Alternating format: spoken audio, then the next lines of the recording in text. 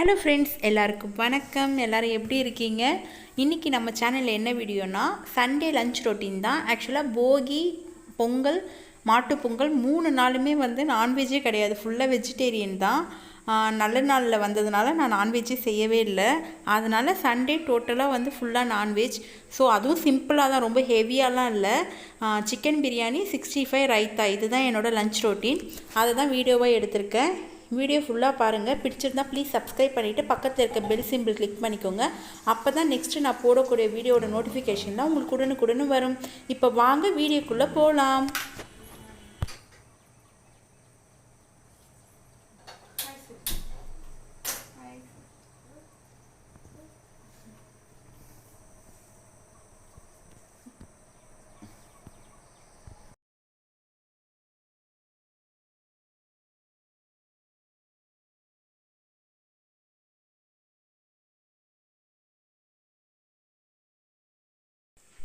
எப்பயுமே காலைல நான் எப்போ எழுந்தாலுங்க பாப்பா கூடவே எழுந்துப்பா. எழுந்தோன்னே நான் தூக்கி வச்சுக்கணும். டீ போட்டாலும் சரி, டிஃபன் செஞ்சாலும் சரி, நான் பாப்பாவை தூக்கி வச்சுக்கணும். அதை நானும் எப்படியோ சேஞ்ச் பண்ணலான்னு பார்க்குறேன், என்னால் முடியல. பாப்பா வேறு வளர்ந்துட்டாங்களா, அதனால் கொஞ்சம் கஷ்டமாக தான் இருக்குது. ஓகே கொஞ்சம் கொஞ்சமாக போக போக புரிய வச்சுக்கலாம். காலையில் எப்பயுமே என்னோடய டே டீயோட தாங்க ஆரம்பிக்கும். என் ஹஸ்பண்ட்க்கு டீ டெய்லியும் காலையில் டீ மட்டும் கம்பல்சரி இருக்கணும். டிஃபன் இல்லாமல் கூட இருந்துருவார், டீ இல்லாமல் இருக்க மாட்டார். இப்போ வாங்க நம்ம டீ எடுத்துகிட்டு போய் கொடுத்துடலாம். நான் கொடுத்துட்டு வந்துடுறேன். அவர் டீ குடிக்க ஆரம்பிச்சிடுவார். அந்த கேப்பில் பாப்பாவையும் அவர்கிட்ட நான் விட்டுருவேன், அவர் பார்த்துக்குவார். இதோட நம்மளோட மதியம், அதாவது லஞ்ச் ரொட்டீன் தான் ஸ்டார்ட் ஆக போகுது. நான் ஆஃப்டர்நூன் செய்யறதுக்காக, இன்றைக்கி வேறு சண்டே லாக்டவுன் இல்லையா, நைட்டே சிக்கன் வாங்கிட்டு வந்துட்டார். நான் ஃபுல்லாக வாஷ் பண்ணி ஃப்ரிட்ஜில் வச்சிட்டேன். நான் சிக்கனை மேக்னேஷன் பண்ணி வச்சுருக்கேன், பிரியாணிக்கு நல்லாயிருக்கும்னு சொல்லிட்டு. கீழே 65க்கும் மேக்னேஷன் பண்ணியிருக்கேன். நான் செய்யும் போதே சொல்கிறேன் அதில் என்னென்ன மசாலா போட்டேன் அப்படின்னு சொல்லிட்டு. பிரியாணிக்கு 3 வெங்காயமும் 2 தக்காளியும், தயிர் பச்சடிக்கு தயிர் எடுத்து வச்சுருக்கேன், ஸ்பைசஸ் எடுத்து வச்சுருக்கேன், முட்டை செய்கிறதுக்காக முட்டை, 3 அலாக் அரிசி, அதாவது 600 கிராம் அரிசி, புதினா, இஞ்சி பூண்டு பேஸ்ட், இது தான் நான் எடுத்து வச்சுருக்கேன். தயிர் பச்சடிக்கு நான் வெங்காயத்தையும் கட் பண்ணி ஒரு கிண்ணத்தில் போட்டு வச்சுருக்கேன். நம்ம சாப்பிட்றதுக்கு ஒரு 1/2 hour முன்னாடி போட்டு வச்சா டேஸ்ட்டாக இருக்கும்னு சொல்லிட்டு. இன்றைக்கி நான் டபராவில் தாங்க செய்யலான்னு சொல்லிவிட்டு டபரா வச்சுருக்கேன். டபராவில் ஆயில் விட்டுட்டு, ஆயில் ஒரு 6 டேபிள் ஸ்பூன் அளவுக்கு விட்டுருக்கேன். ஆயில் கொஞ்சம் தாராளமாக விட்டால் பிரியாணி கொஞ்சம் வறண்டு போகாமல் நல்லா இருக்குங்க. நெய் 1 ஸ்பூன் விட்டுருக்கேன், அதுவும் சும்மா ஸ்மெல்லுக்காக. ஸ்பைசஸ்னால் பட்டை, லவங்கம், ஏலக்காய், சோம்பு இதெல்லாம் ஆட் பண்ணியிருக்கேன். இது போட்டு நல்லா பொரிஞ்சோன்னே வெங்காயம், அதாவது 3 வெங்காயமும் 4 பச்சை மிளகாவும் ஆட் பண்ணியிருக்கேன். நான் பச்சை மிளகாவை கீராமல் தான் ஆட் பண்ணியிருக்கேன். ஆல்ரெடி நம்ம மசாலாவில் எல்லாமே காரத்துக்கு போட்டதுனால இதை கீராமல் போட்டாலே காரம் நம்மளுக்கு கரெக்டாக இருக்கும். இதை நல்லா வதக்கி விடுங்க. வீடியோ ஆக்சுவலாக நான் எல்லாமே லெஃப்டில் செய்கிற மாதிரி இருக்கும், கேமராவில் அப்படி வந்துருச்சு. நல்லா மூடி போட்டு வதக்கி விடுங்க. நல்லா வதங்கணும்.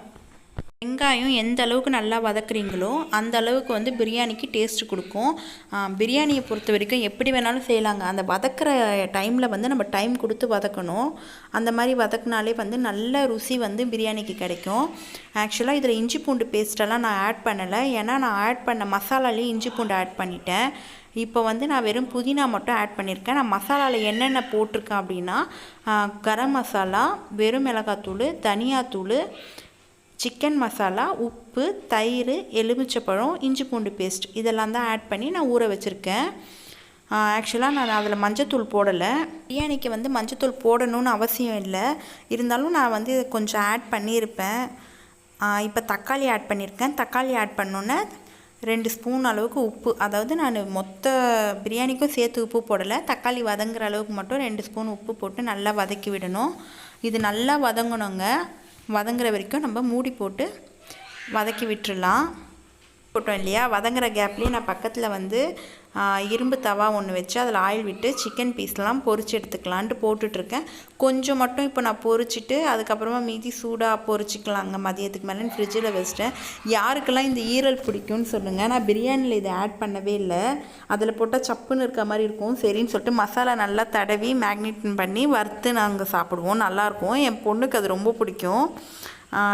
அதனால் நான் அதை சிம்மில் வச்சு நான் சிக்கன் 65 சைடில் போட்டேன்.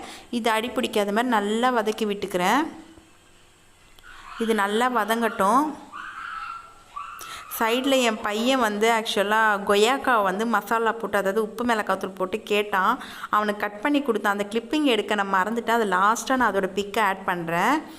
இப்போ லைட்டாக நான் மஞ்சத்தூள், அதாவது ஒரு அரை ஸ்பூன் அளவுக்கு நான் மஞ்சத்தூள் ஆட் பண்ணியிருக்கேன். பிரியாணிக்கு ஆக்சுவலாக போடணும்னு அவசியமே இல்லை, ஆனால் நான் கொஞ்சோண்டு போட்டிருக்கேன். அந்த நீச்ச ஸ்மெல் இருக்கும் இல்லையா, அதனால் அரை ஸ்பூன் அளவுக்கு மஞ்சத்தூள் ஆட் பண்ணிவிட்டு நல்லா வதக்கி விட்டுருங்க. ஆல்ரெடி நான் வந்து என்னென்ன மசாலா போட்டேன் அப்படின்னு சொல்கிறேன். இன்னொரு தடவை வேணாலும் சொல்கிறேன். இதில் தயிர், இஞ்சி பூண்டு பேஸ்ட்டு, எலுமிச்சப்பழம், அப்புறம் வந்து கரம் மசாலா, வெறும் மிளகாத்தூள், மல்லித்தூள் அதாவது தனியாத்தூள், உப்பு இதெல்லாம் ஆட் பண்ணி நல்லா ஊற வச்சுட்டேன். ஒரு 1/2 அன் ஹவர் நான் ஊற வச்சுட்டேன். இப்போ வந்து அதில் டேஸ்ட், அதாவது நான் தனி மிளகாத்தூள் இருக்கு இல்லையா, காஷ்மீரி சில்லி பவுடர் போட்டதுனால நல்ல கலரும் கிடைக்கும். சிக்கன்லேயும் உப்புலாம் நல்லா ஊறி இருக்கும். இந்த மாதிரி நீங்கள் மேக்னேட் பண்ணிவிட்டு செஞ்சு பாருங்கள். நிஜமாகவே பிரியாணி செம்ம சூப்பராக இருக்கும். இந்த கறிக்குள்ளெல்லாம் கூட உப்பு போயிருக்கும். முட்டையும் நம்ம வேக வச்சிடலாம். நடுவில் சென்டரில் வந்து நான் பர்னர் ஆன் பண்ணி விட்டுட்டு முட்டையும் அதில் வச்சுட்டேன். அது ஒரு பக்கம் வேகும், சிக்கன் 65 வேகும். நம்மளுக்கு வந்து ஈஸியாக இருக்கும். மினிமம் வந்து இந்த பிரியாணி செய்கிறதுக்கு எவ்வளோ நேரம் ஆகும்னு பார்த்தீங்கன்னா, எனக்கு தம் போடுறதுக்கு ஒரு 15 மினிட்ஸும் அவ்வளோதாங்க. 15 மினிட்ஸ் டோட்டலாக வந்து எனக்கு 1/2 அன் ஹவரில் நான் பிரியாணி செஞ்சு முடிச்சிடுவேன். எல்லாத்தையும் கட் பண்ணி வச்சுட்டு இருந்தேன்னா, சைடில் நான் தயிரையும் ஆட் பண்ணி வச்சுட்டா முடிஞ்சிருச்சு என்னோடய வேலை. தயிருக்கும் நான் ஆனியன் கட் பண்ணிட்டேன். அதாவது காய்கறி மட்டும் கட் பண்ணி வச்சிட்டோன்னா நம்ம 1/2 அன் ஹவரில் கண்டிப்பாக ஒரு பிரியாணி செஞ்சு முடிச்சிடலாம். இப்போ பாருங்கள், கறியும் நல்லா வதங்கிருச்சு. அடி பிடிக்காத மாதிரி வதக்கி விட்டுக்கோங்க. நல்ல அந்த காஷ்மீரி சில்லி பவுடர் சேர்த்தோம்ல, அதனால் நல்ல கலர் வந்திருக்கு பாருங்களேன். இப்போ இந்த கிளாஸில் தான் வந்து 3 அழாக்கு நான் தண்ணி ஊற்றிருந்தேன். அதாவது 3 அழாக்கு அரிசி போட்டிருந்தேன். இப்போ 6 அழாக்கு தண்ணி. 6 அழாக்கு தண்ணி வந்து நம்ம மசாலா ஊற வச்சோம் இல்லையா, அந்த மசாலா வேஸ்ட் பண்ணாமல் இருக்க நான் அதிலே அளந்து ஊற்றிட்டேன். உப்பு செக் பண்ணிக்கோங்க. எனக்கு கொஞ்சம் உப்பு கம்மியாக இருந்தது, அதனால் ஒரு 1.5 ஸ்பூன் உப்பு போட்டுக்கிட்டேன். அதாவது சின்ன ஸ்பூனில் தான். காரம்லாம் பர்ஃபெக்டாக இருந்தது. பாப்பாவும் சாப்பிட்றதுனால நான் காரம் கம்மியாக தான் போட்டிருந்தேன். நான் சொன்ன அளவுக்கு கொஞ்சம் காரம் கூடுதலாக இருந்தால் கூட பெரியவங்கெல்லாம் சாப்பிடுவாங்க.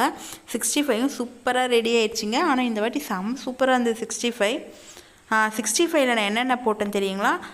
கடலை மாவு ஆட் பண்ணேன். இந்த வாட்டி நான் கார்ன்ஃப்ளவர் எப்பயுமே ஆட் பண்ணுவேன். கடலை மாவு ஆட் பண்ணதுனால ரொம்பவே நல்லா கிறிஸ்பியாக இருந்தது. நெக்ஸ்ட்டு இது நல்லா கொதிச்சிருச்சு பாருங்கள். அவ்வளோதான். இப்போ நம்ம வந்து அரிசி ஆட் பண்ணணும்.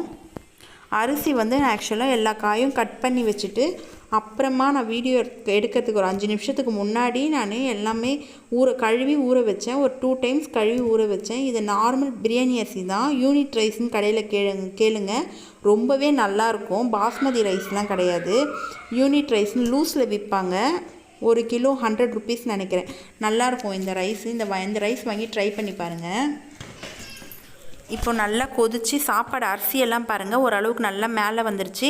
இந்த ஸ்டேஜில் வந்து நம்ம தம் போட்டு விட்டுறணும். இப்போ வந்து நான் ஒரு 50% தான் வந்து ரைஸ் வெந்திருக்கும், ஃபுல்லாக வெந்திருக்காது.